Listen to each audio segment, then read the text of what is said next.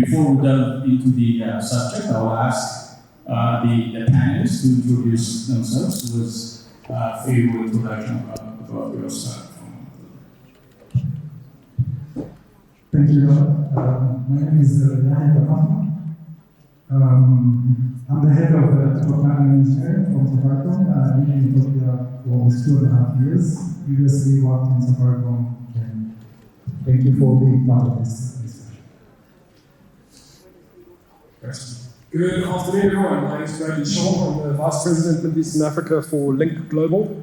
Lynk Global is a LEO satellite operator working in direct device space, connecting with devices in your pockets to our satellite 500 kilometers ahead. We're in the latest technology. We have patents to cover the Doppler and the timing compensations. And we've been around for about 8 years. Our HQ is in full circuit in BBC. And on this time, and kind of love traveling there for the continent. Thank you. Good afternoon, everybody. My name is Nortje. I'm Group Director with Wingu Africa. Wingu Africa builds and runs carrier-neutral data centers in the East African region. We've been operating in Ethiopia now for just over 2 years, and very recently we had our first data center here certified by the Uptime Institute as a Tier 3 certified. So we're very pleased to be here and to be growing the ICT ecosystem here in Ethiopia. Thank you. Good afternoon, everyone. My name is Tesfaye Hailemichael. I'm Senior Vice President of Cerberus Capital Management. It's a global company investing in various sectors, from consumer product to technology and real estate, and also we do loan corporations, large corporations as well. We're very diversified and we are global and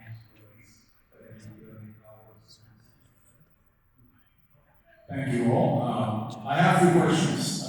First off, I'll give you my colleague here. What kind of infrastructure service, partnership offer the best impact for the industry as well as the community?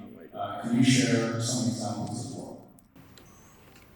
Thank you for the question. I think generally, if you look at the opportunity for infrastructure sharing, it's basically end-to-end.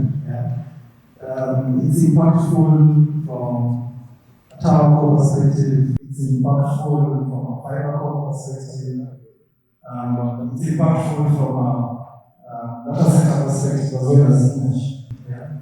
We know that building infrastructure from an operator perspective is very costly. There's very heavy capex engagement, but also there's an operational aspect to it that is very high from an OpEx perspective. And also looking at, by design, the network operator needs to be doing service-based engagement with the customer. So definitely, infrastructure sharing is very important, and it will help improve the efficiencies of going to markets, and that really supports network operators. Thank you. Thanks. Yes, it's an interesting question, and one kind of wind the clock back a couple of years when I was working in the terrestrial RAN space. I was involved in the start of the network as a service business model for two companies, one New Red Wireless and Wingu. And we were kind of doing exactly that. It was infrastructure as a service in Africa. And now moving to Lynk Global, we are also an infrastructure as a service business. We're just doing it from satellite to Earth as opposed to from Earth to Earth. So, yeah, infrastructure as a service, I think, has a lot of bang for the buck in terms of the type of returns that you can get. So, for example, we have two business models. We either have a revenue share or a usage-based model. So, from a network operating perspective, we only charge for the traffic that we carry. So, as an MNO or a customer, your return on investment is absolutely predictable because you're only paying us what you use on the network. Thanks. Thank you. Our friend from Wingu, please.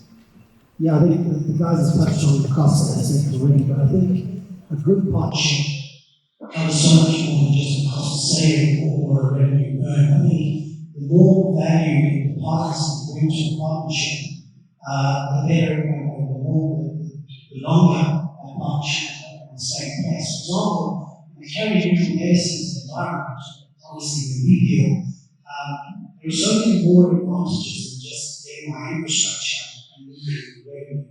There's the ability for you to be part of that ecosystem, which gives you more access to the ecosystem or the end user. And also there are other items that my colleagues did mention, like time to market.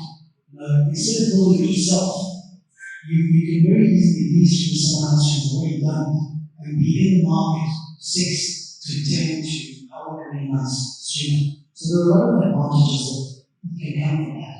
And obviously, the more advantages to a partnership, the longer it's going to be. Thank you.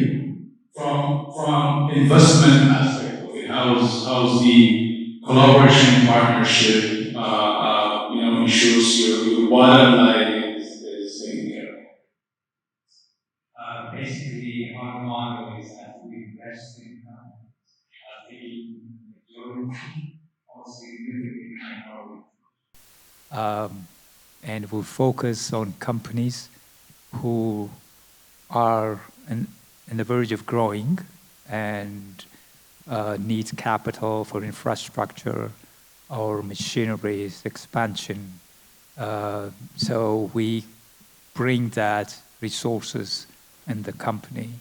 And we also not only bring the money, we also bring in talent to make sure that those projects are implemented properly. So as I mentioned earlier, we are in many different sectors. We're in telecom and logistics, ports, and again, other various sectors. So when it comes to projects or partnering with others, we want to make sure that we are involved in that to make sure that the project is successful. Thank you. My next question goes to Reddy from Lynx. What are some of the emerging technologies that will need new type of business model as well as partnership and engagement because they're kind of newer or emerging technologies? Yeah, so we are an emerging technology. We are an emerging technology business. If you'd asked anybody in the industry 10 years ago if you could connect a mobile phone to a satellite, they probably would have laughed at you. We proved that it works in multiple countries now. We showed the video of a voice call working over the satellite.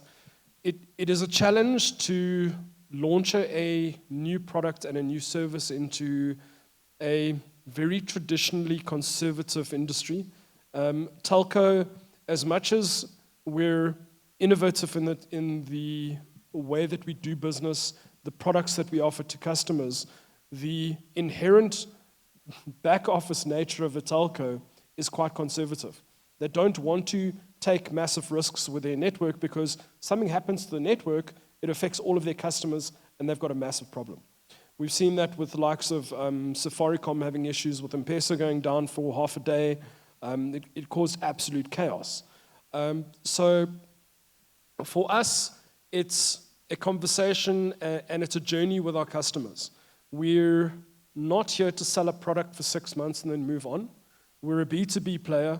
Unfortunately, we can't have a B2C business because we connect using the mobile operator spectrum, so it has to be a B2B play. That partnership and kind of collaboration with our customers becomes absolutely vital. So I think that's a massive part of having the successful launch of new products is how you work with your partners and your customers to then offer that service to the market where you're working. Thank you. Along the same line, this goes to Neill, please. What are the challenges in the current landscape, in the current business, especially in Africa, and what are your strategies to overcome those challenges? I think Bradley will agree with me. One of the biggest challenges that we have in Africa is the regulatory frameworks that we look at differ obviously from country to country. And so it's very difficult for an international player to come in and service Africa when there are so many different and completely diverse views on what the regulatory framework should look like. So I think that's one of the biggest challenges. I think in some countries we've seen them get it absolutely right. In others, it could be their neighbor, and they've got it absolutely wrong. You know, I'm not going to give examples. I will ask. Don't put me on the spot here, but I think, so that is one of the biggest drivers, because without a clear framework, it becomes impossible for us to deliver any services into those countries. Thank you. James, next question is for you. What are some of your recommendations from your experience entering into a new market for potential businesses seeking partnership? What do you recommend?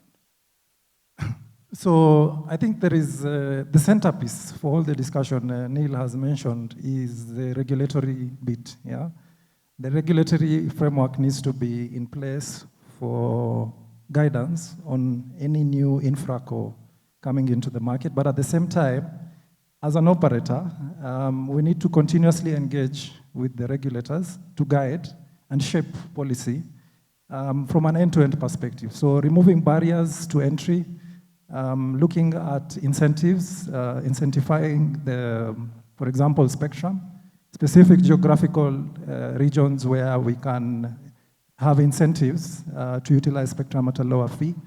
And that touches on Bradley as well, because whatever he's offering requires me to share the spectrum, which has been allocated by the regulator. Yeah. So continuous engagement, I think, becomes the centerpiece with the regulator in order to help shape policy to unlock the barriers to entry. Thank you. Tesfaye here. Along the same area, right, the concern raised multiple times was related to regulation, right? When you invest or when you evaluate investment in the continent, if you will, what do you expect from regulators to assess business and commerce activity to succeed? What are the things you look for?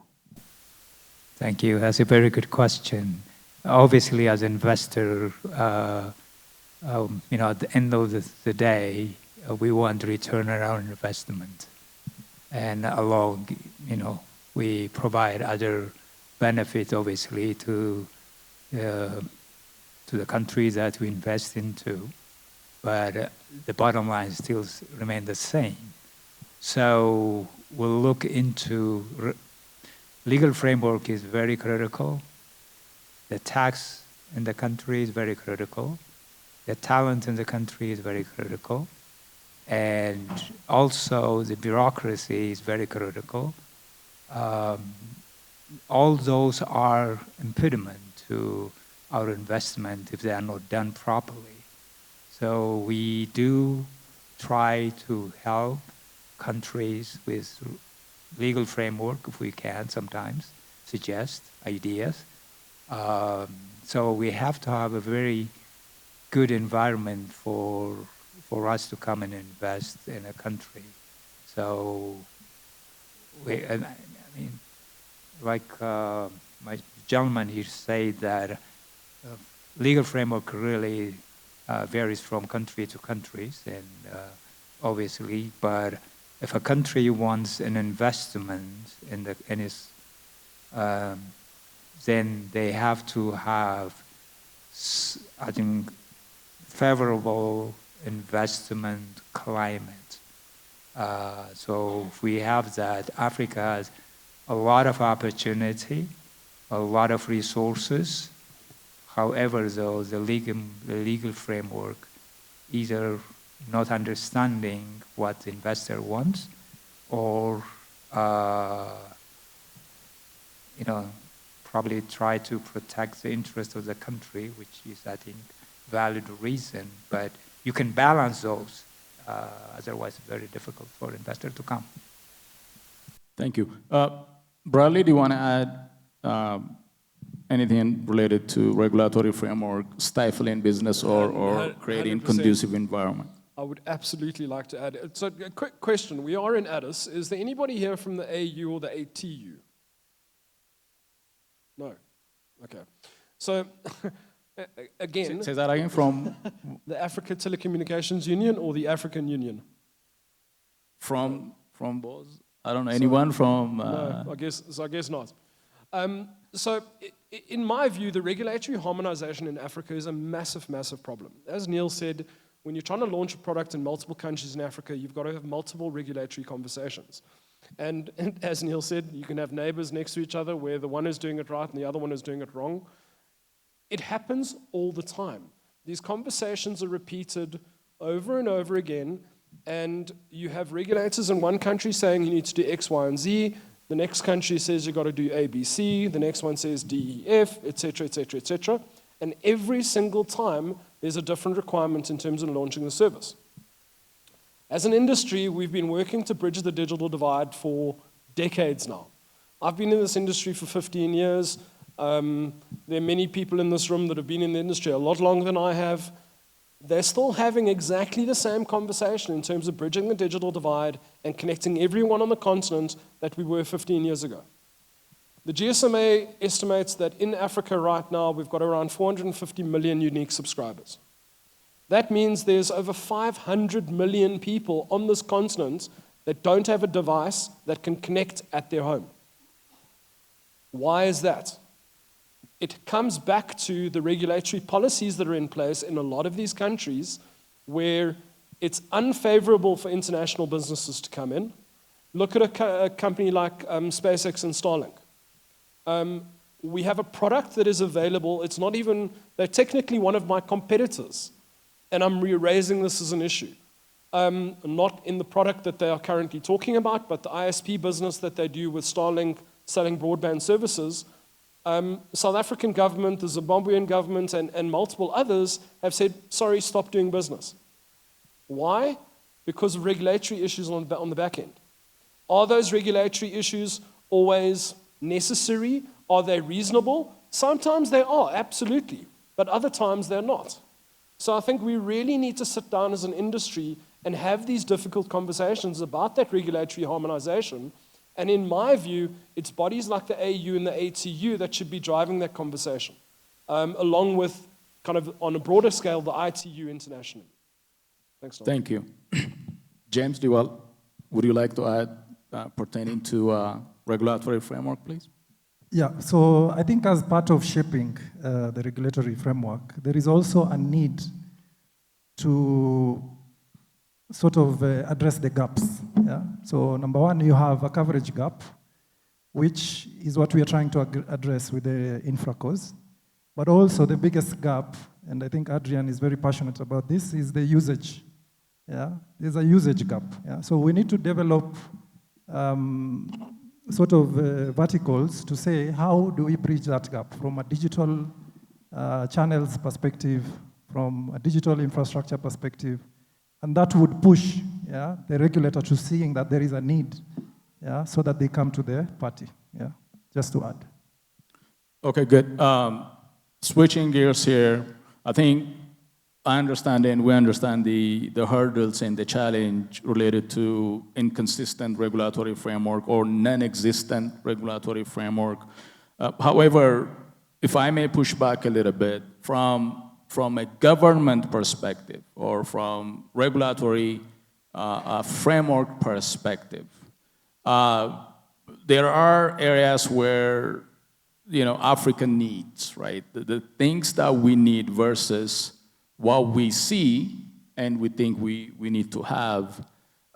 Is it a priority question from your experience, or or maybe not, a lack of coordination within the continent?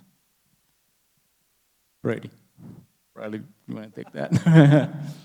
So I'm making the loudest noise about regulatory, so I suppose it comes back to me. Yeah. So, yes, and that is an interesting point in terms of the difference between want and need, I suppose, and it's a conversation I have with my kids regularly, as I'm sure we all do. So in this context, when you're talking about products like Starlink, products like ours, products like the MNOs are offering, as far as I recall, connectivity has been considered now a basic human right. So if it's a basic human right, why are we not doing everything in our power to make sure that everybody has connectivity and making sure the regulatory frameworks and harmonizations are there to push that and allow that to happen? If that is not the case, then we need to look at those regulations, look at those frameworks and say, these are not working for the goals that we've set. So how do we change them and what do we do with industry? Because let's be honest, we can't work without the regulators, we can't work without governments. We need them to work together with us as industry to provide that connectivity to the public.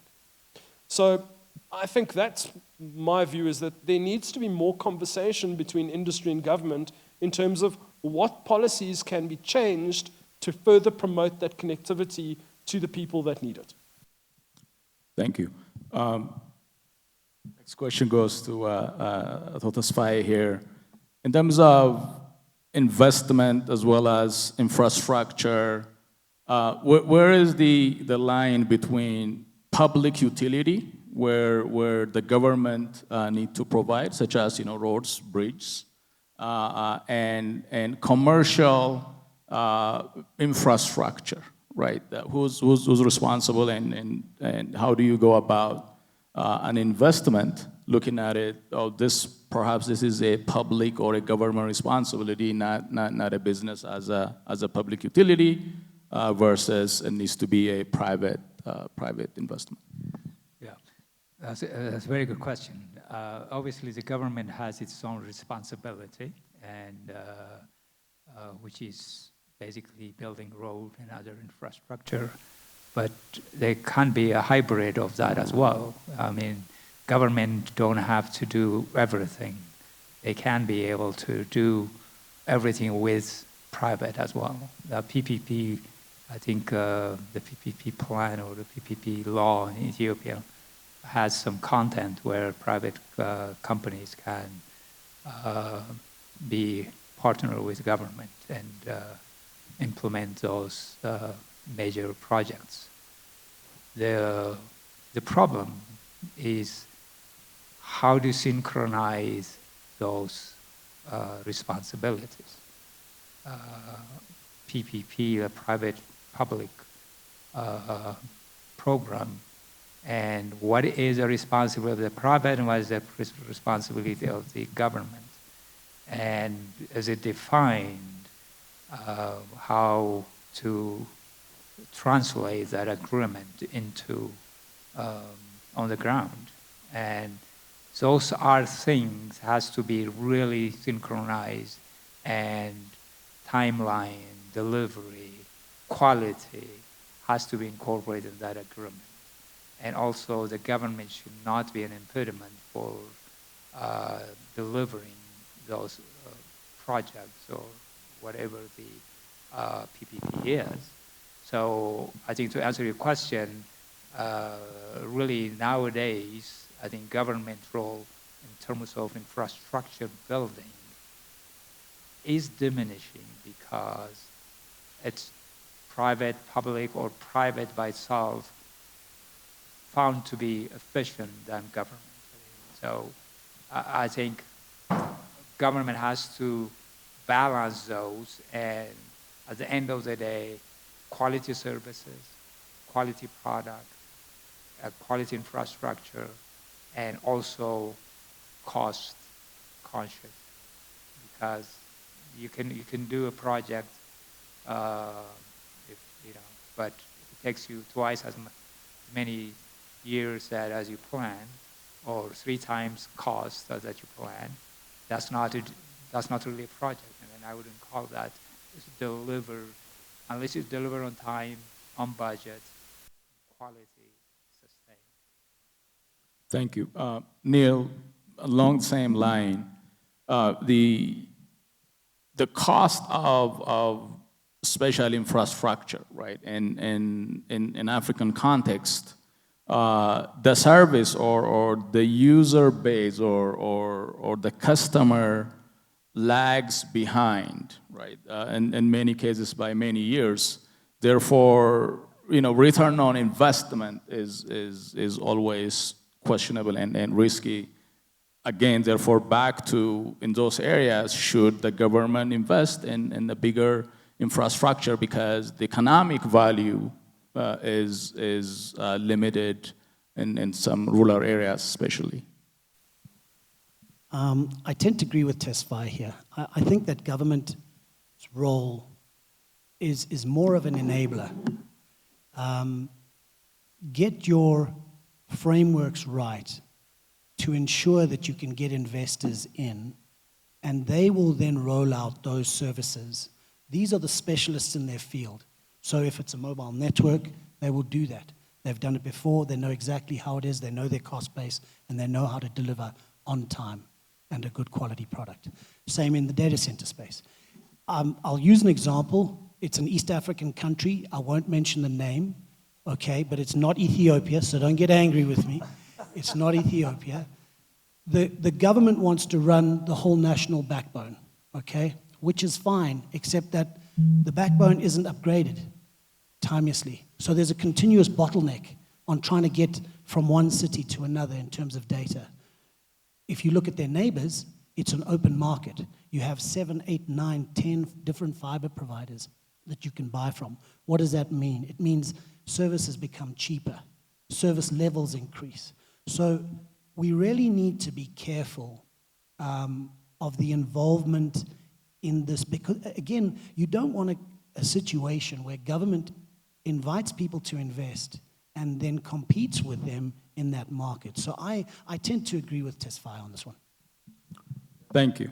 Can I add to Please, that as well? please. And I'm sure most of the people in the room know which market you're talking about, Neill. Let's be honest. But interesting points, and I think if you look at state-owned entities, and kind of the local market here is an interesting one, obviously because it's just been liberalized. Safaricom's come in recently as a competitor in the MNO space. But Ethio Telecom, let's be honest, did a fantastic job in providing connectivity to a lot of people over an extended period of time. So in certain markets, state-owned entities work. In my market in South Africa, they're an absolute disaster. Eskom is terrible, the power utility. Telkom has been privatized as the fixed line operator. Transnet, our rail provider, is terrible. So I think it depends on which markets you're talking about, but at the end of the day, competition in an industry is always going to make it better, in my opinion. Sorry, Bradley. I think we need to differentiate here between an open market where the government-owned entity is competing with others. That's fine. It's an open market. There's nothing wrong with that. But where you have a situation where regulation does not allow one operator to compete, that becomes a problem. 100% agree, Neill, absolutely. Thank you. The next question, maybe each one of you will get a chance to answer. I'll be questioning the premise that infracos and partnership between multiple entities to provide a service is maybe perhaps the way to go. I will push back and I'll give you a chance to explain. And before I do, I will provide a context, right? And in most of MBA courses and business textbooks, if you will, vertical integration is a topic, a subject, or a paper-based thesis, right? And most businesses encourage that, and most businesses go there in terms of vertical integration and expanding their reach and value to reduce dependency on others. I can give you a few examples. You can take Tesla, for example. Tesla manufactures the car. They have their own charging station. They own their own sales. They own their own dealership. They have closed loop end-to-end vertically integrated business. Very little infraco type of partnership. Maybe you can take Facebook, Google, what have you. They're in fiber optic business, right? Extending beyond, banks, not banks, maybe telecos, right? Is infra-correlated partnership a way to go, or if they have the capacity to go vertically integrated, end-to-end, no dependency on any third party for major part of one's business life cycle? Yeah, so maybe just to chip in from, I see Bradley and Neill was very passionate about the convergence on infra. I'd like to see infra as, any telco asset to be equivalent to, let's say, roads or airports, yeah? Ideally, it's an enabler. And what that technically means is that there are some efficiencies that are introduced when an infraco does that scope, yeah?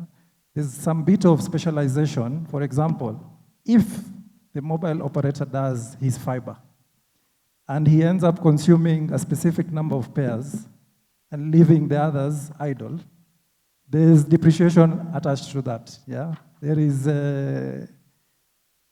some benefit that they are not getting out of it, yeah? But from an infraco perspective, they are able to lower the costs by having more players onto the same infrastructure, yeah?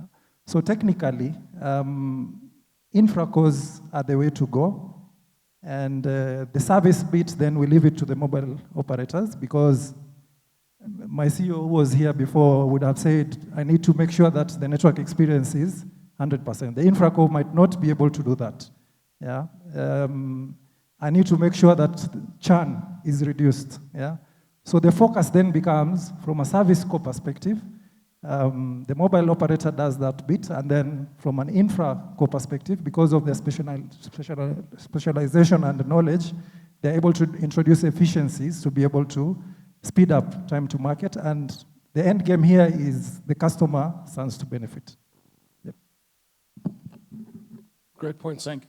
So, great question, Naoll. And I think sorry, I've completely lost my train of thought. Sorry, guys. Vertical integration. That's it, vertical integration. So the telco industry, I think, is a unique one. Because if you look at the CapEx investment cycles that we have to go through from an M&O perspective, they are absolutely enormous. The shift from 4G to 5G has been a huge investment globally. We're already talking about 6G. That's going to be another massive investment cycle. So take that active network investment, add that to the passive investments that you have to make in terms of tower infrastructure, power, backhaul routes, fiber, microwave, whatever the case might be, you're upgrading those components on a fairly regular basis.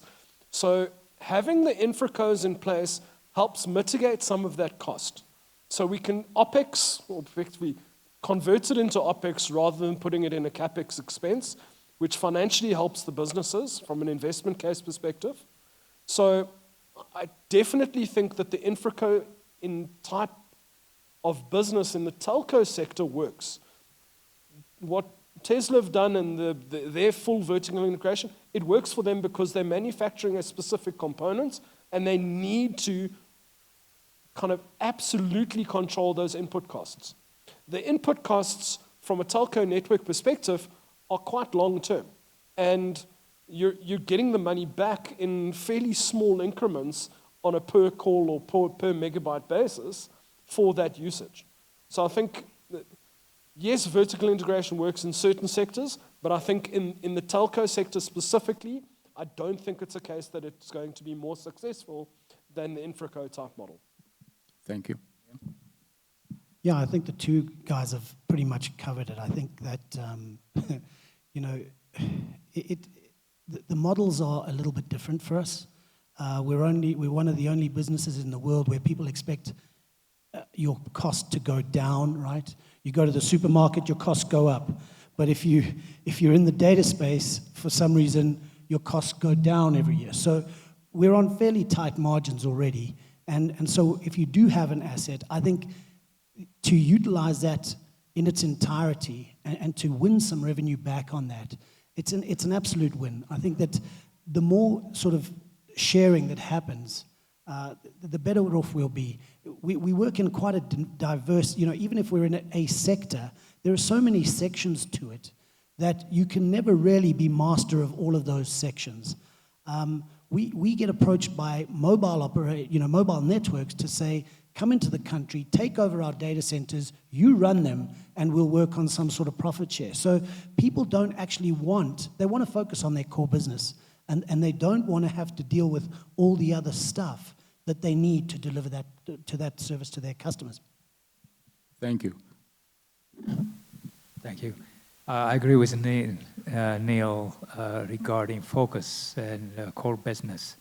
However, though, go back to your question, like Tesla and other Googles and others, basically growing so large and acquiring so many businesses and becoming behemoths in those sectors and probably lessen competition.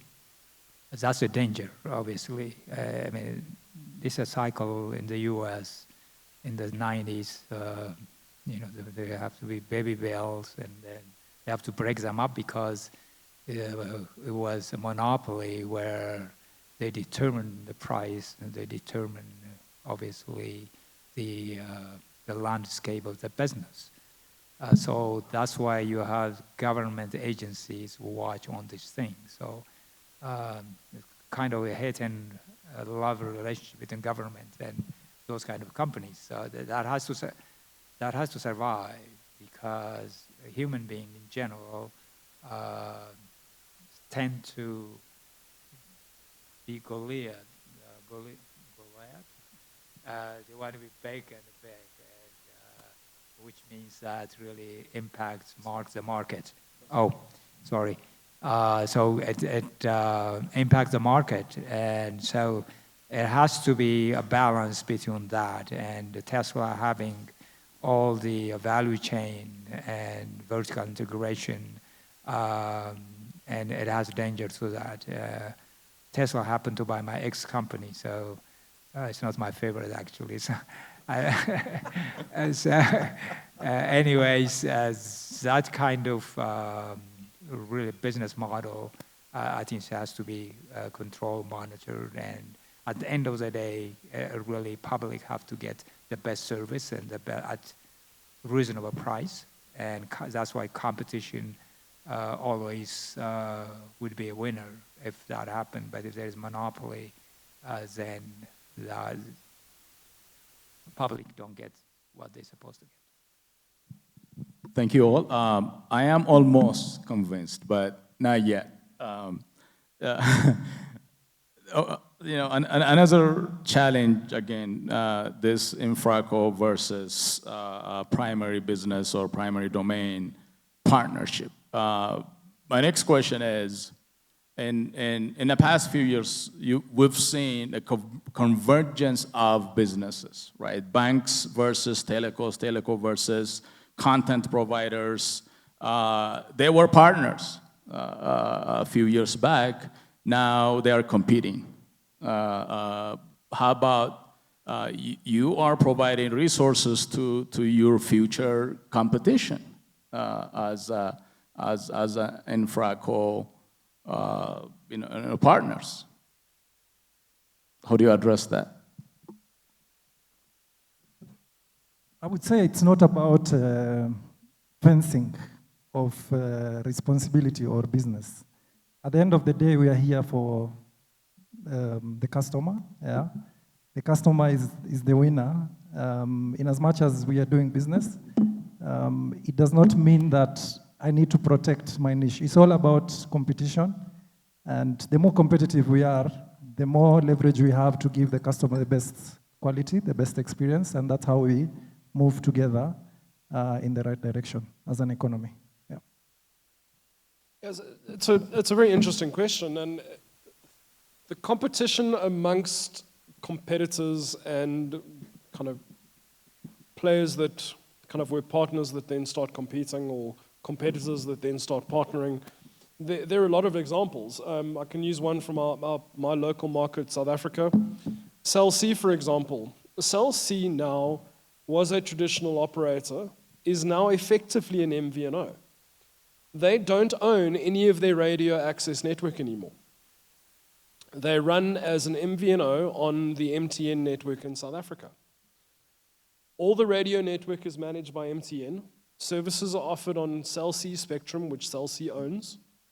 But that entire RAN network is run by MTN.